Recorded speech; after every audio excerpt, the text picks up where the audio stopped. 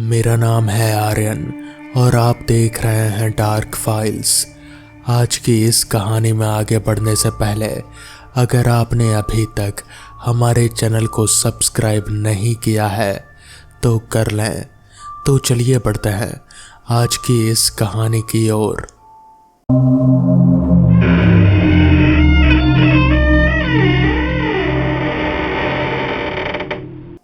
विशाल के कदम बेतरीब थे, दिशाहीन, जैसे कोई धागा टूट जाए और पतंग हवा की मर्जी पर छूट जाए।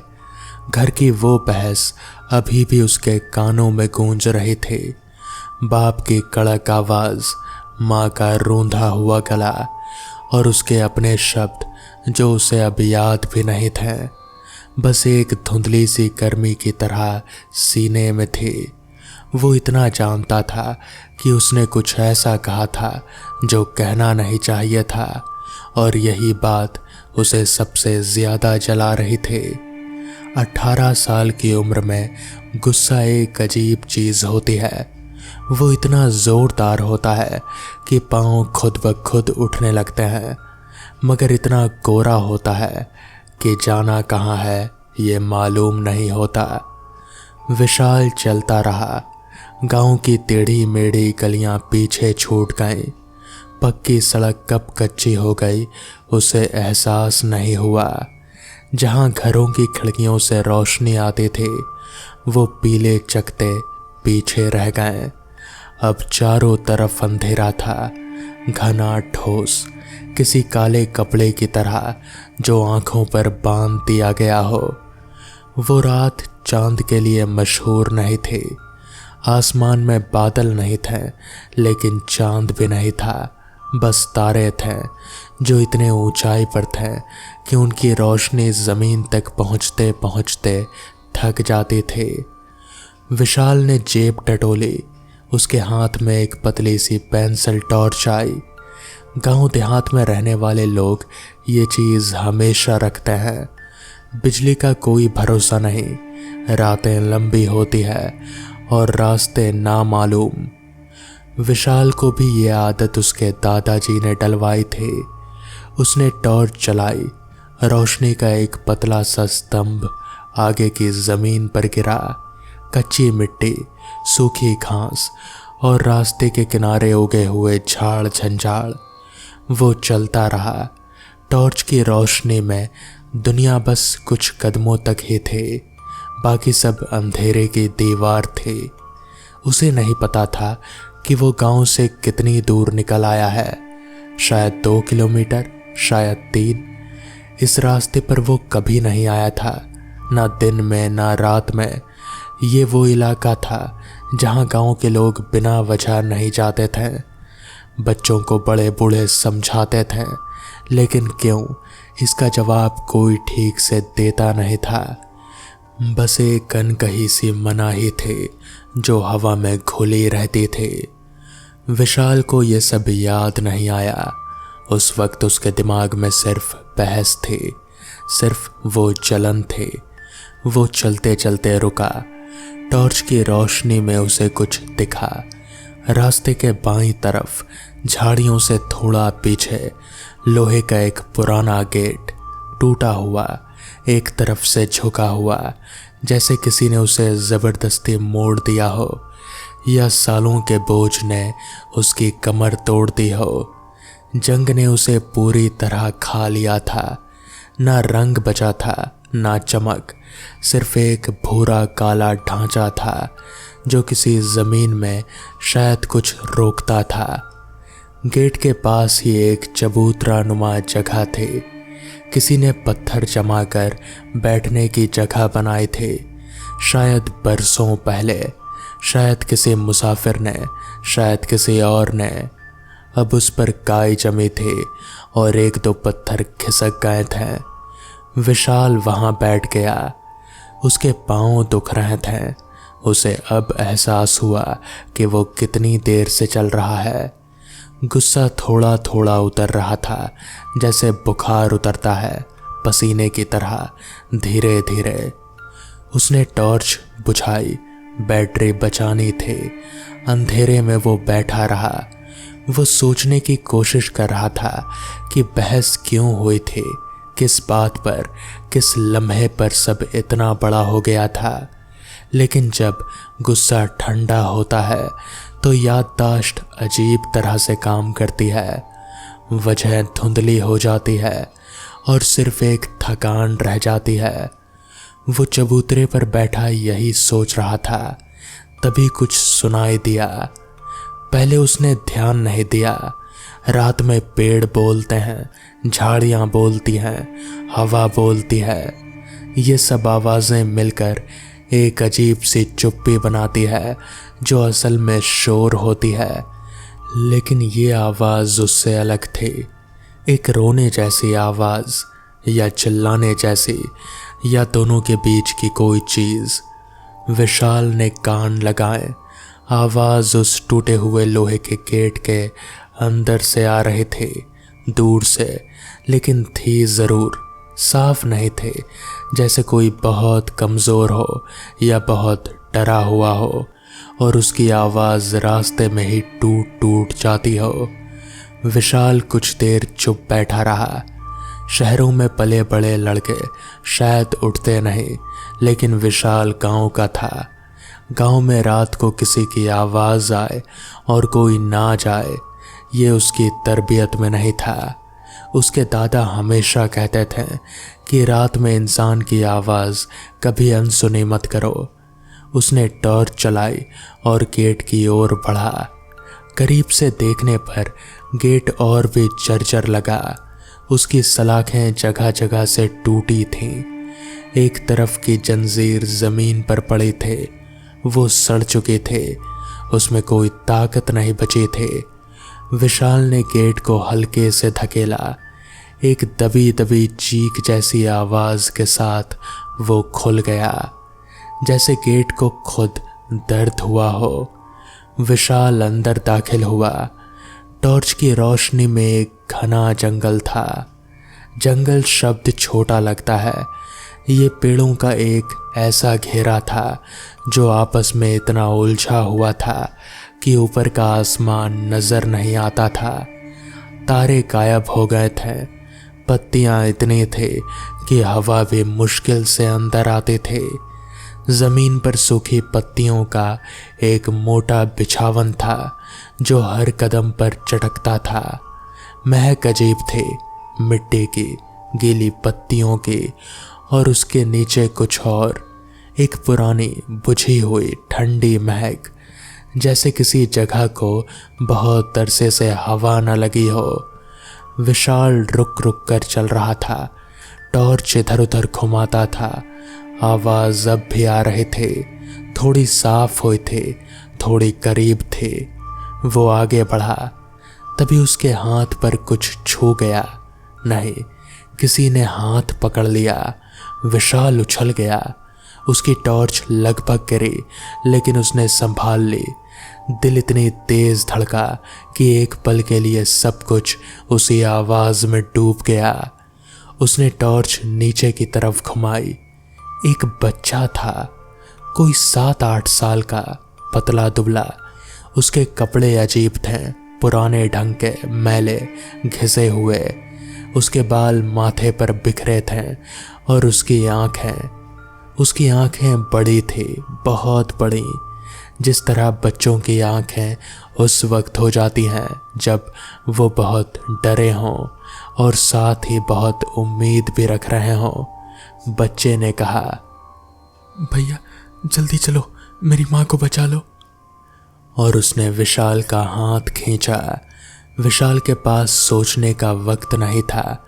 बच्चा खींच रहा था और वो चला जा रहा था, पेड़ों के बीच से झाड़ियों को चीरते हुए, उस अंधेरे में जहाँ टॉर्च की रोशनी भी बहुत कम काम करते थे। बच्चे के कदमों की आवाज़ नहीं थी। ये बात विशाल के दिमाग के किसी कोने में बैठ गई। अभी नहीं, बाद में। अभी तो बस वो बच्चे के पीछे था। ज़मीन पर पत्तियां थी, टहनियां थी। विशाल के कदम उन पर बोलते थे, चटकते थे। बच्चा मानो हवा पर चल रहा था। पेड़ घने होते गए, फिर अचानक छट गए। विशाल को एक खुली जगह दिखे। पहले उसकी नज़र ज़मीन पर गई। वहाँ घास नहीं थी, मिट्टी थी सपाट, थोड़ी थोड़ी उभरी हुई। फिर उसकी टॉर्च की रोशनी में कुछ और आया। पत्थर टेढ़े मेढ़े, कुछ खड़े कुछ गिरे, कुछ ज़मीन में आधे धंसे हुए। उन पर कुछ लिखा था, घिसा हुआ, पुराना, पढ़ने के काबिल नहीं। कब्रें, एक पुराना कब्रिस्तान। विशाल के पांव रुक गए, उसकी सांस रुक गई। उसके हाथ की पकड़ ढीली हुई, लेकिन बच्चे ने उसका हाथ नहीं छोड़ा। बच्चे ने एक बार पलट कर देखा। उसकी आंखों में कुछ था, एक दर्द, एक गुजारिश, एक ऐसी बेचारगी जो उम्र से बड़ी थी। उसने फिर खींचा। विशाल चला गया। कब्रिस्तान के बीच में एक जगह थी जो बाकी से अलग थी। वहाँ एक बड़ा पत्थर था। नहीं, कब्र का पत्थर नहीं, एक चबूतरे जैसा पत्थर जिस पर कुछ लिखा था। और उस पत्थर के पास जमीन पर एक औरत थी। विशाल ने टॉर्च उसकी तरफ घुमाई और उसका दिल एक पल के लिए रुक गया। औरत सफ़ेद साड़ी में थी। वो ज़मीन पर बैठे थे, अपने घुटनों पर। उसके बाल खुले थे और चेहरा नीचे की तरफ था। वो हिल नहीं रहे थे, बिल्कुल नहीं। बच्चे ने कहा, माँ। औरत ने चेहरा उठाया। विशाल उसका चेहरा देखकर पीछे हट गया। एक कदम, दो कदम। उसके पैर खुद ब खुद पीछे हट रहे थे। औरत का चेहरा था, आंखें, नाक, होंठ, सब था, लेकिन कुछ था जो नहीं होना चाहिए था।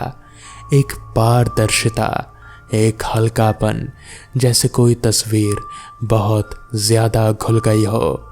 जैसे वो वहाँ थी, लेकिन उतनी नहीं जितना होनी चाहिए। और उसकी आंखें, उसकी आंखों में जो था वो दर्द था, बेहिसाब पुराना दर्द। वो दर्द जो इतने साल बाद भी ठंडा नहीं हुआ था।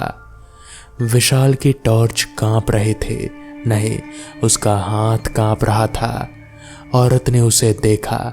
उसके होंठ हिले, आवाज़ नहीं आई, लेकिन विशाल को किसी अजीब तरीके से समझ आया, जैसे हवा में कोई बात थी जो कानों तक नहीं, सीधे दिल तक पहुंचती थी। मेरे बच्चे को जाने दो, बस इतना, मेरे बच्चे को जाने दो। विशाल को समझ नहीं आया कि ये मांग किससे थी, उससे या किसी और से जो वहाँ था लेकिन दिखता नहीं था। बच्चा अभी भी उसका हाथ थामे था। उसकी उंगलियां ठंडी थी, बर्फ की तरह नहीं, बल्कि उस तरह जैसे कभी गर्म रही हों और अब नहीं रही। बाद में जब विशाल उस रात के बारे में सोचता था, और वो बहुत सोचता था, बहुत रातों तक, तो उसे ठीक ठीक याद नहीं आता था कि क्या हुआ था। सिर्फ टुकड़े याद रहते थे। माँ का चेहरा, बच्चे की ठंडी उंगलियां, कब्रिस्तान की वो खामोशी जो इंसानी खामोशी से अलग थी। वो वहाँ कितनी देर रहा उसे नहीं पता। एक वक्त पर कितने बजे ये भी नहीं पता। उसने महसूस किया कि उसका हाथ खाली है, बच्चे की उंगलियां नहीं थी। उसने टॉर्च घुमाई, चारों तरफ कोई नहीं था। बच्चा नहीं था, औरत नहीं थे, सिर्फ कब्रें थे। वो पत्थर था और रात थी। विशाल उस जगह से निकला, कब्रिस्तान से, जंगल से, उस टूटे हुए गेट से। वो भागा नहीं, उसके पाँव में ताकत नहीं थी। वो बस चलता रहा, एक एक कदम, जब तक कि उसे कच्चा रास्ता नहीं मिला, फिर पक्की सड़क, फिर गांव की रोशनियाँ। घर पहुंचा तो रात के 3 बज रहे थे। उसके माँ बाप जाग रहे थे, चिंता में, गुस्से में, राहत में, तीनों एक साथ। उस रात कोई और बात नहीं हुई। विशाल ने कुछ नहीं बताया, ना उस रात ना उस हफ्ते कुछ बातें बताने के लिए नहीं होती। 10 दिन बाद विशाल उस रास्ते पर फिर गया, दिन में धूप में अकेला। उसे वो जगह मिली, लोहे का गेट, जंगल, कब्रिस्तान। दिन में वो जगह अलग थी, कम डरावनी नहीं बल्कि अलग तरह से डरावनी। उजाले में उसकी उदासी और साफ दिखते थे, पत्थर और पुराने लगते थे, पत्तियां और गहरे रंग की थे।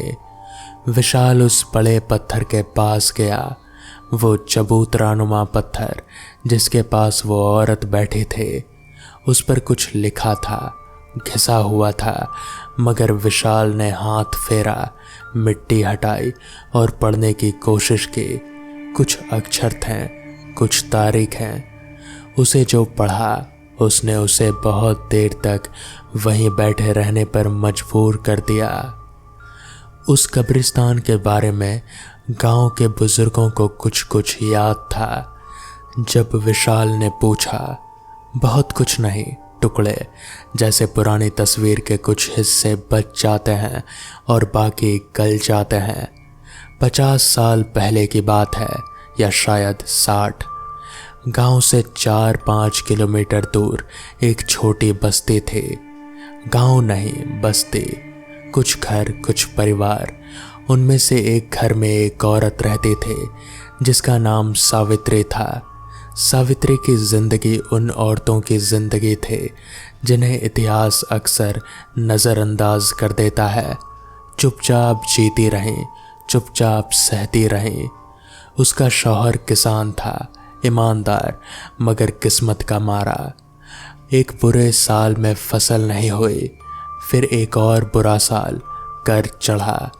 कर्ज का बोझ आदमी को तोड़ता है, कुछ लोगों को धीरे धीरे, कुछ को एक ही झटके में। एक सुबह पति नहीं उठा।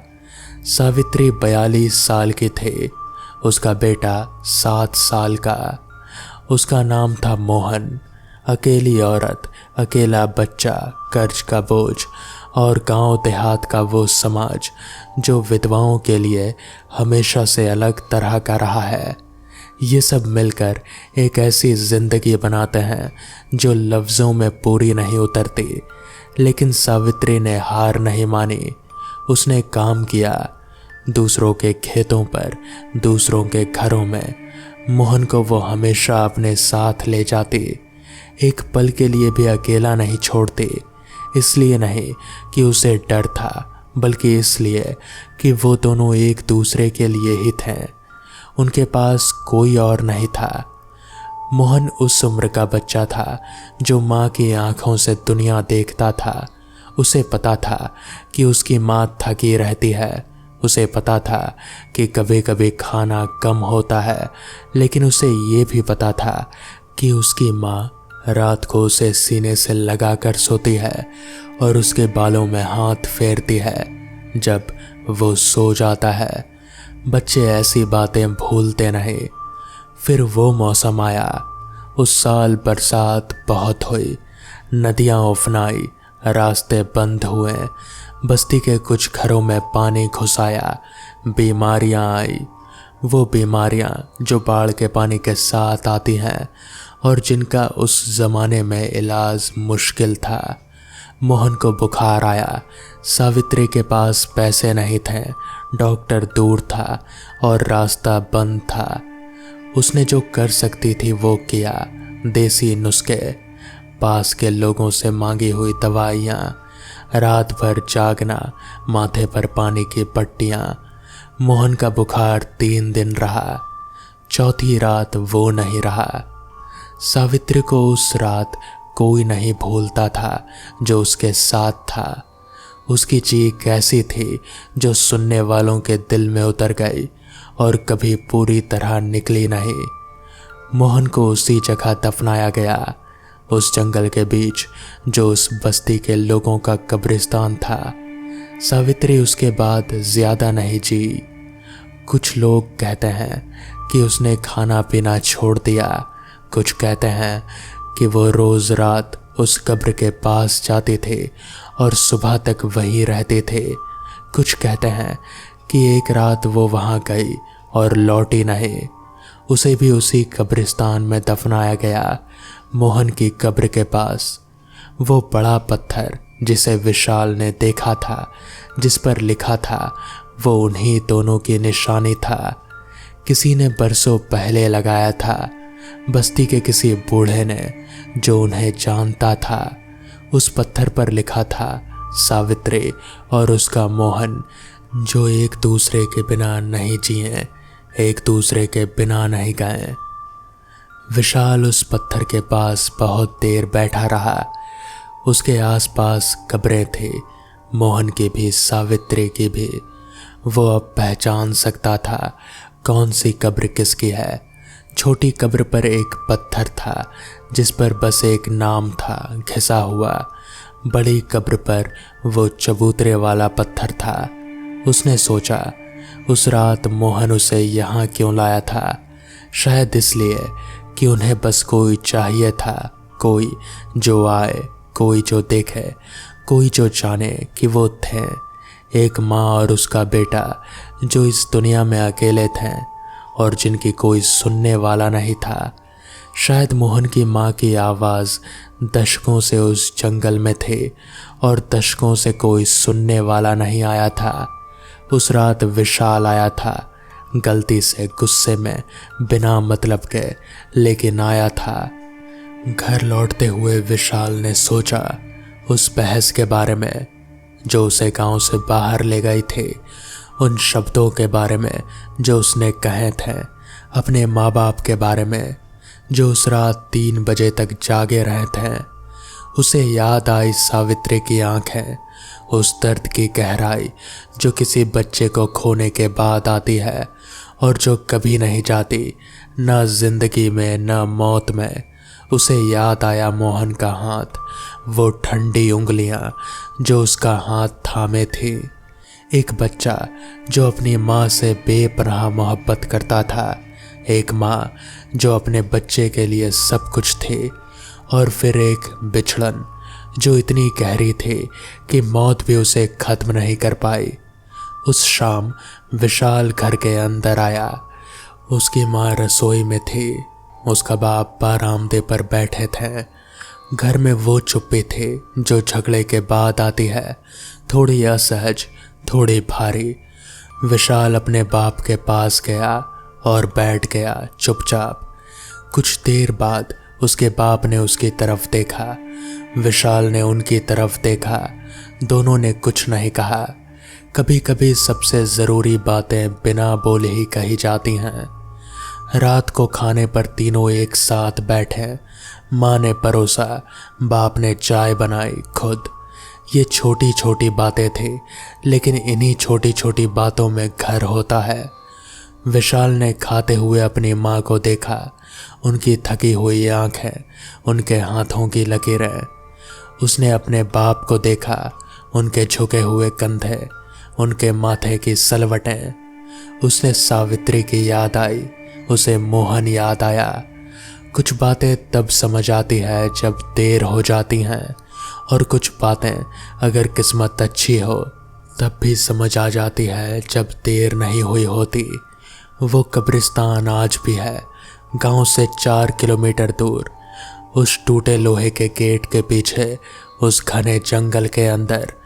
बस्ती वहाँ नहीं रही, लोग कब के चले गए, घर कब के गिर गए, लेकिन वो कब्रें हैं, वो पत्थर है, और उस पत्थर पर वो 2 नाम है, एक माँ का, एक बेटे का, जो कभी अलग नहीं हुआ। विशाल उस जगह दोबारा कभी नहीं गया, लेकिन कभी कभी रात को जब नींद नहीं आती, उसे वो ठंडी उंगलियां याद आती हैं, उसे वो आंखें याद आती हैं, और हर बार याद आने पर वो उठता है, पानी पीता है और अपने माँ बाप के कमरे की तरफ जाता है। दरवाजे के बाहर रुककर सुनता है अंदर से उनकी सांसों की आवाज़, और हर बार उसे राहत मिलती है।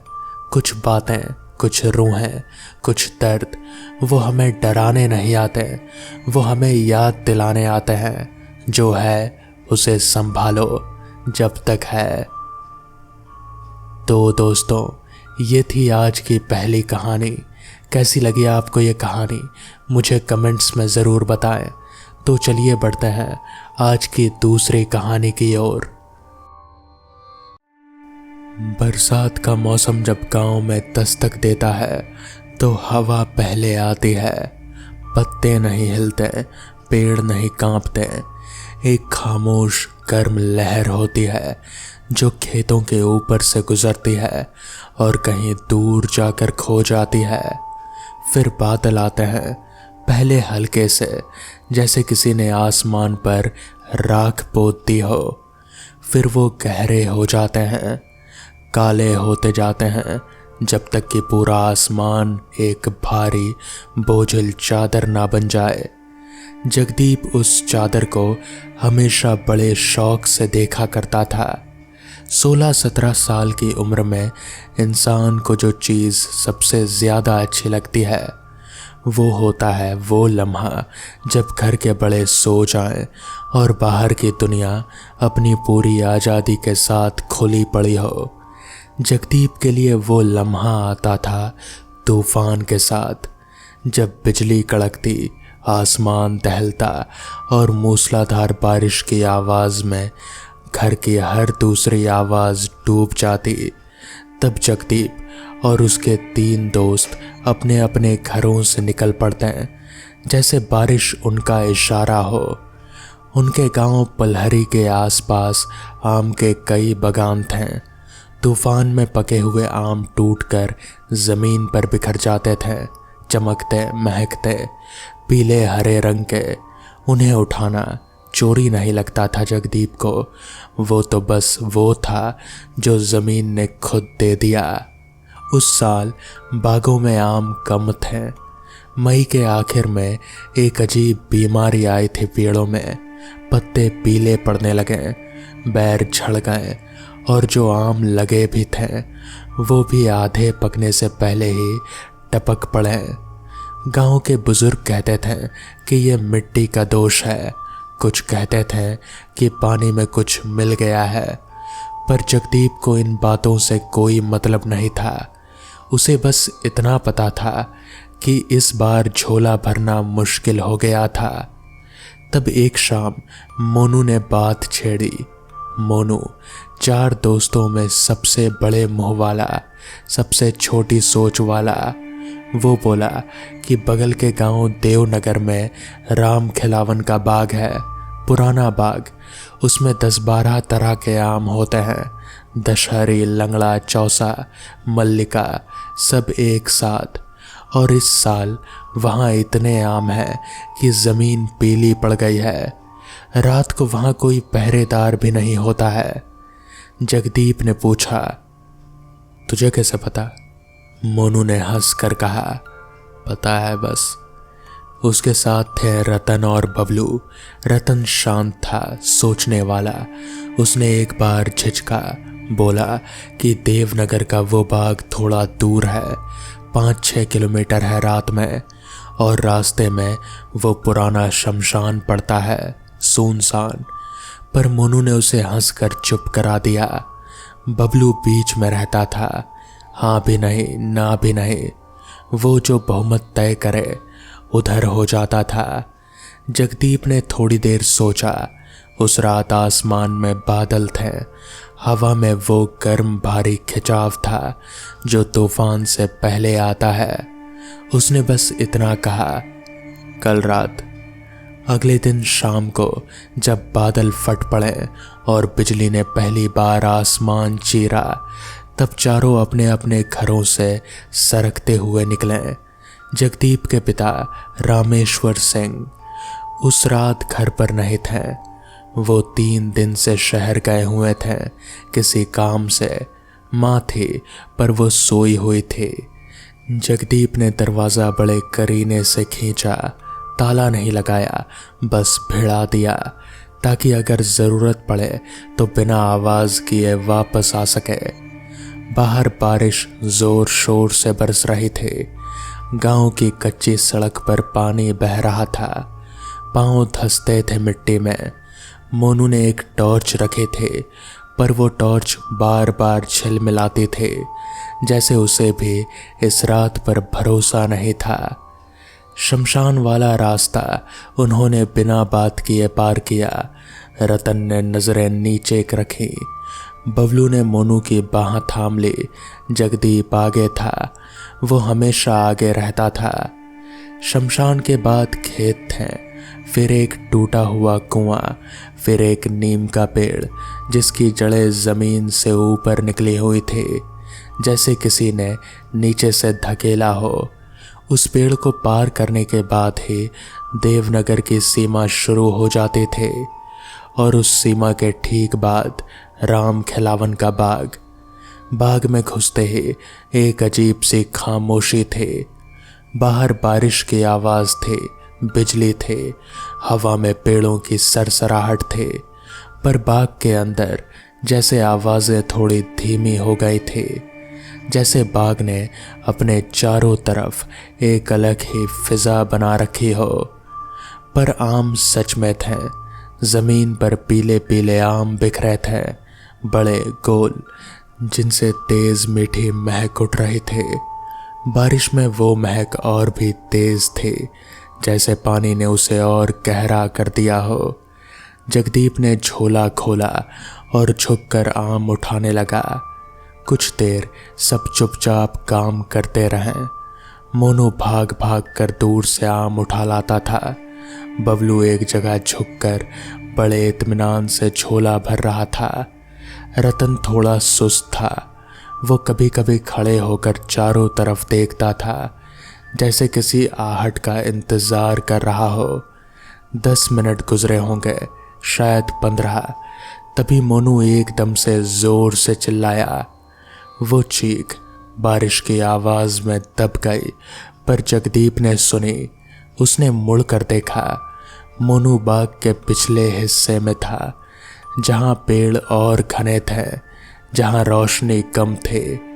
वो जमीन पर था, पर बैठा नहीं था, गिरा हुआ था। और जब जगदीप ने टॉर्च मारी तो उसकी आंखें दिखी, लाल, पूरी तरह लाल, जैसे किसी ने आंखों में इंसानी खून भर दिया हो। और वो मुस्कुरा रहा था।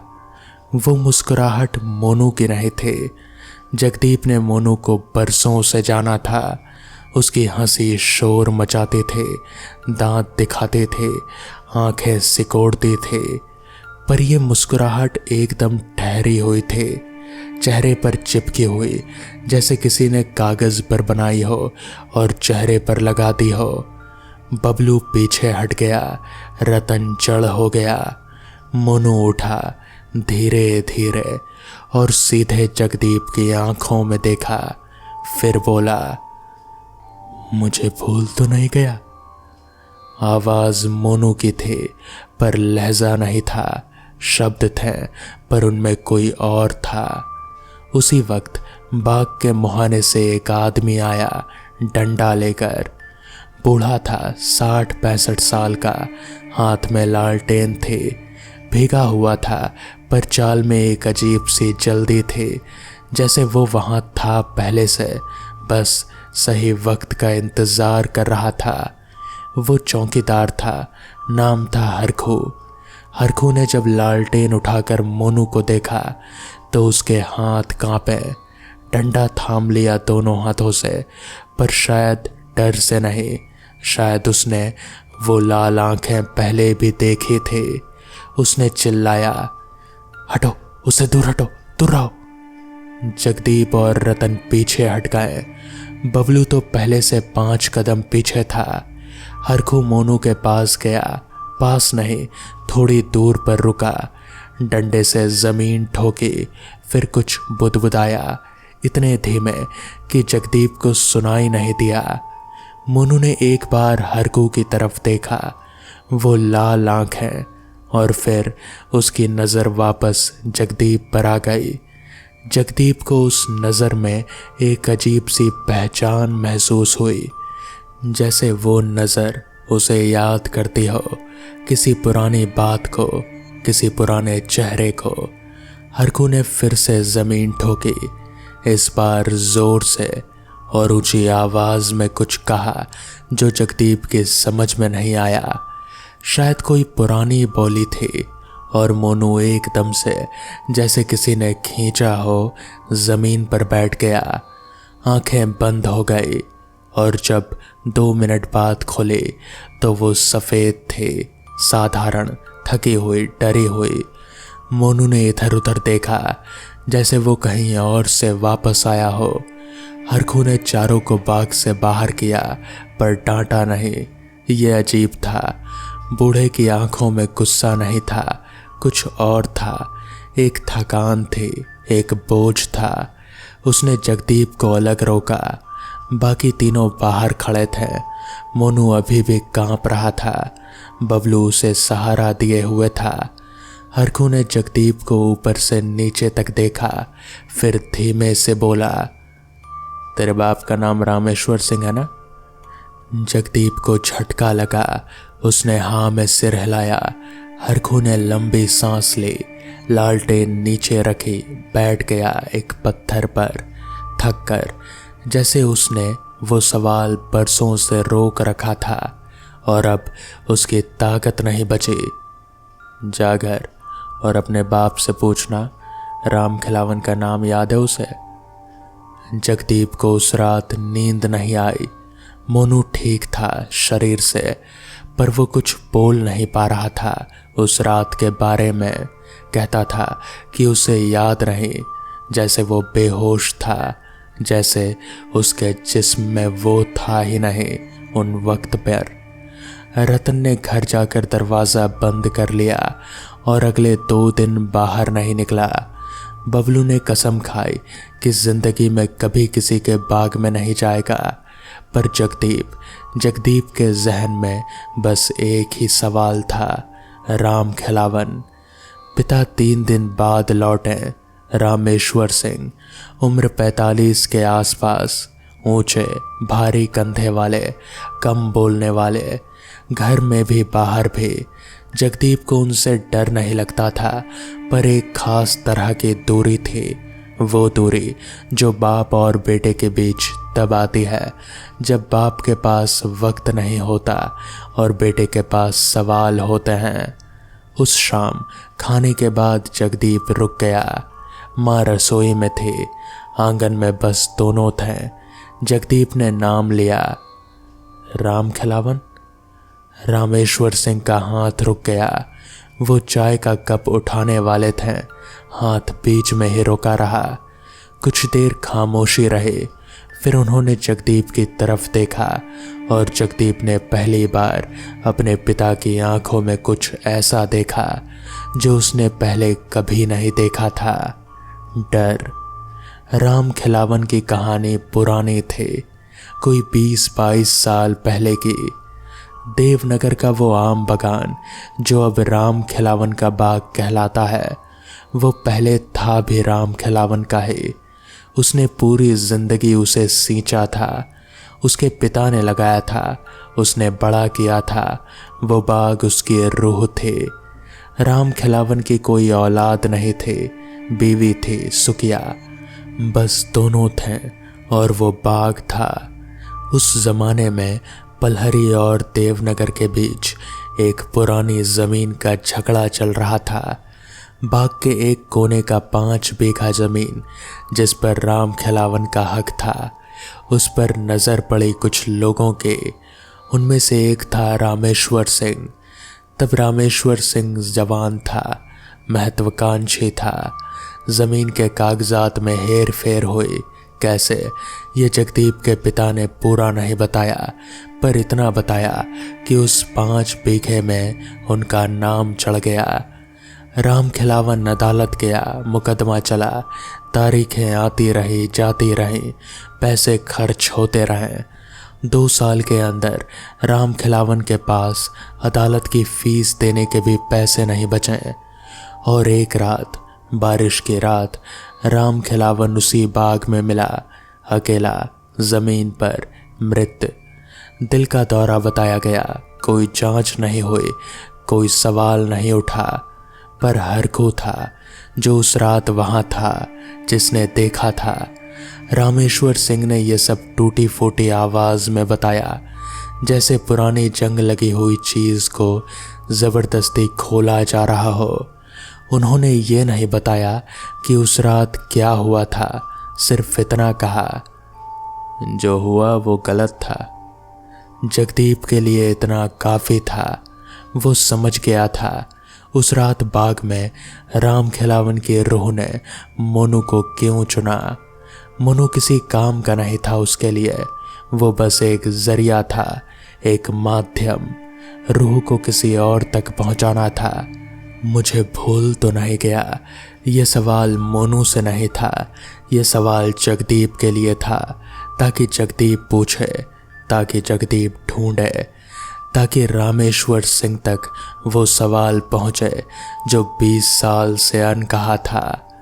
अगले दिन जगदीप अकेला देवनगर गया। हरखू उसी बाग के किनारे एक छोटी सी कुटिया में रहता था। रिटायर था, बाग का पुराना माली था। राम खिलावन के जाने के बाद उसकी बीवी सुखिया ने उसे वहां रहने दे दिया था। सुखिया खुद किसी रिश्तेदार के यहाँ चली गई थी। बाग उसके नाम था, पर वो उसमें रह नहीं सकते थे। हरखू ने जगदीप को देखा और कुछ बोला नहीं, बस चाय रखी सामने। फिर खुद बोलने लगा। उसने बताया कि राम खिलावन की मौत के बाद से बाग में कुछ बदल गया था।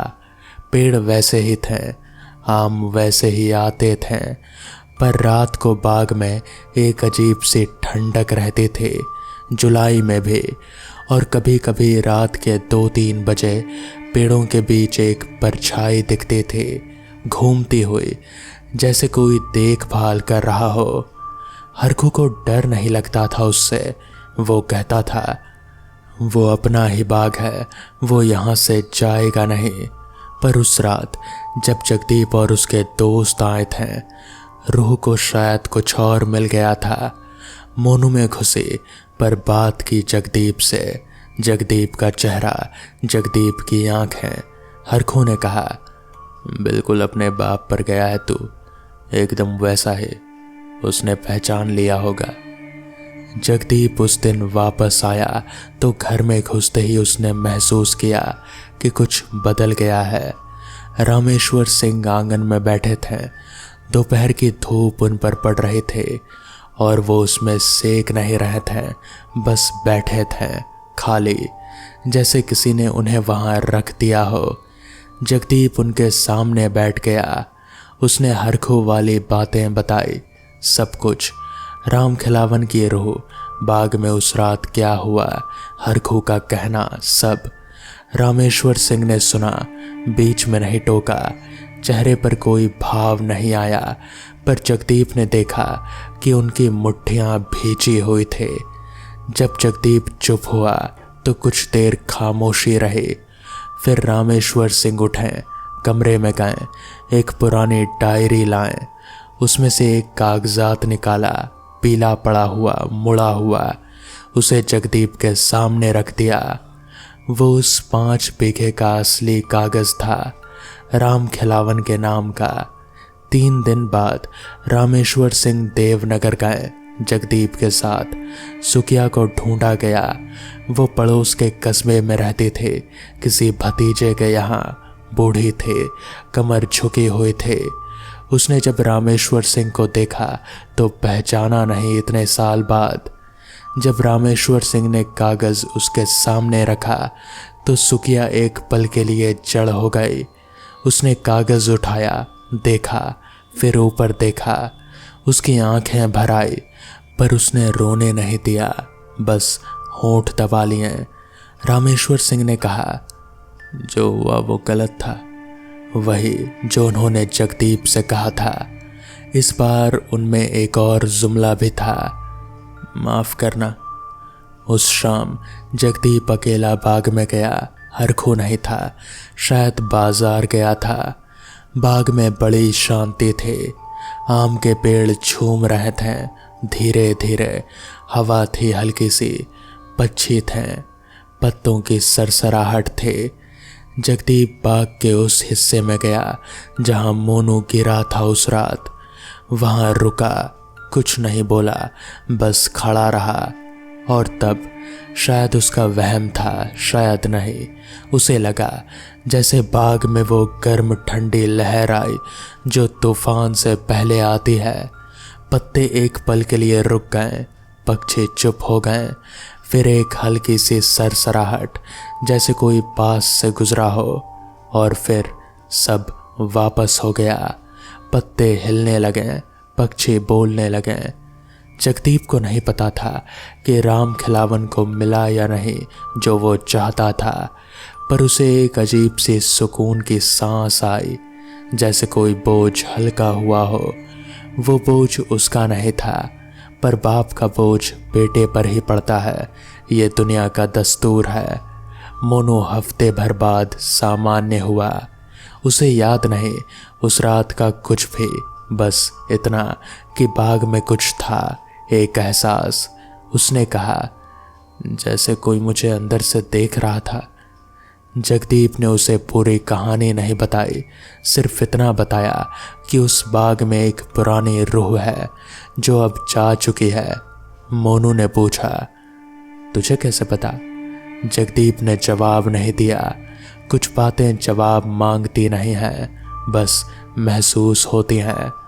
उस साल के बाद जगदीप ने कभी किसी बाग में पांव नहीं रखा। तूफान आते रहें, बारिश होती रही, आम के पेड़ टूटते रहें, पर जगदीप उस रात के बाद एक चीज़ समझ गया था कि ज़मीन का हिसाब ज़मीन ही रखती है, और जो उससे छिन जाता है वो वापस मांगा जाता है। देर से सही, पर मांगा ज़रूर जाता है, कभी जिंदों से, कभी मुर्दों से। हरखू उस बाग में आज भी है। कहते हैं उसकी उम्र अब 70 के ऊपर हो गई है। बाग अब सुखिया के नाम पर वापस है, कागजात सुधर गए हैं। वो वहाँ नहीं रहती, पर हर साल एक बार आती है, चुपचाप बैठती है पेड़ों के नीचे, और हरखू कहता है, जब से कागज़ वापस हुए रात को परछाई नहीं दिखती। शायद राम खिलावन को जो चाहिए था वो मिल गया। शायद कुछ रूहें सिर्फ इसलिए नहीं जाती कि उनका हिसाब बाकी होता है, वो तब तक रहती हैं जब तक कोई उनकी तरफ से हिसाब पूरा न करे। जगदीप ने वो काम किया 16-17 साल की उम्र में, एक तूफानी रात में, एक अनजान बाग में। जगदीप ने जाने अनजाने एक ऐसी जिम्मेदारी उठाई जो उसके बाप ने 20 साल पहले छोड़ दी थी। ये कहानी किसी किताब में नहीं है, ये उन लोगों की है जो जानते हैं कि ज़मीन की याददाश्त बहुत लंबी होती है, और आम के पेड़ वो हर मौसम में कुछ ना कुछ गिराते हैं, कभी फल, कभी राज। तो दोस्तों, ये थी आज की कहानियाँ। कैसी लगी आपको ये कहानियाँ मुझे कमेंट्स में ज़रूर बताएं। तो मैं आपका दोस्त आर्यन जल्द ही मिलूँगा आपसे ऐसी ही किसी नई कहानी के साथ। तब तक के लिए अपना ख्याल रखें और देखते रहें डार्क फाइल्स।